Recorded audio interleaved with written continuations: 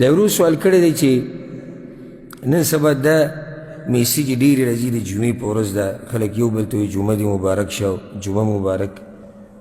نو دا خبره څنګه دی جمعې په ورځ د مبارکیانې ورکول؟ الجواب دا څومره چې دا سوشل میډیا ډېر شوی دی او دا نیټ هر سړی استعمالوي نو په دې کې ډېر منکرات او بدعات او خرافات هم ډېر شوي دي. ځکه چې مخکې یو ناروا خبره وه خو یو سړي پورې به محدوده وه یو ځکې به وه، اوس هکه سړی نشر کوي بیا نور یې نشر کوي نور یې نشر کوي جاښه ډېره شي.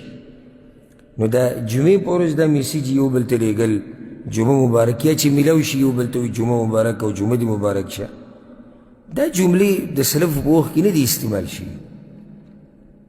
خو بیا هم دلته تفصیل به کوې ګوره د علم خاوند چې او چې رسوخ وسري په علم کې د اکدم په خبر باندې رد نه کوي.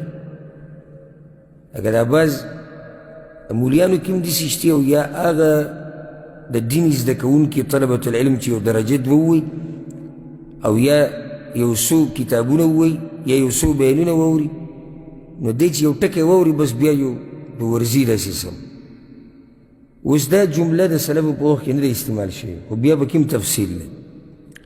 دا کوم سړی چې دا وایي چې جمعه مبارک که چېرته د ده مقصد دعا کول یعنی الله دې دا جمعه مبارکه کا معنا الله دې پکې څه الله دې پکې برکت واچي، که چېرته دی مقصد وي نو بیا خو جایز دي خو موږ به درته ووایو چې بیا هم ته داسې دعا وکړه چې الله دې جمعه مبارکه کا یا الله دې پکې برکت واچي. خو دا جمعه مبارک ټکی چې دی ویل داسې اولې نه ته داسې پته نه لګي چې دا دې دعا وکړي. که چېرته په دې نیت یې وایي نو بیا خو صحیح ده، او که چېرته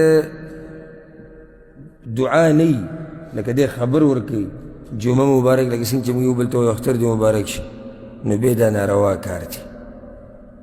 او ما ته داسې ښکاري والله عالم چې د دعا په نیت دا نه ویلی کېږي بلکې عام دغه جمعه مبارک دا ټکی د خبر په نیت ویلی کېږي او دا په بدعاتو کې دننه راځي.